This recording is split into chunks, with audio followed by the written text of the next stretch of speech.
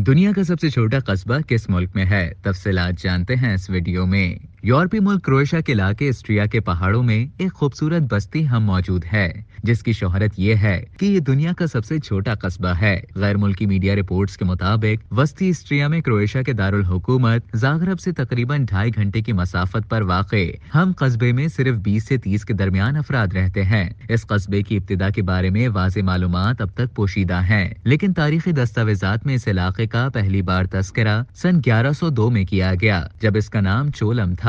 मालूमात के मुताबिक इस बस्ती में एक घंटा घर और वॉच टावर सन 1552 में कस्बे के दिफा के तौर पर तामीर किया गया था, लेकिन ये कस्बा सदियों के दौरान कभी तरक्की नहीं कर सका और आज भी यहाँ की आबादी न होने के बराबर है। इस कस्बे में सिर्फ 2 गलियां मौजूद हैं, जिसमें कुछ ही घर तामीर हैं। रकबे के लिहाज से ये कस्बा तकरीबन सिर्फ 100 मीटर लंबा और 30 मीटर चौड़ा है।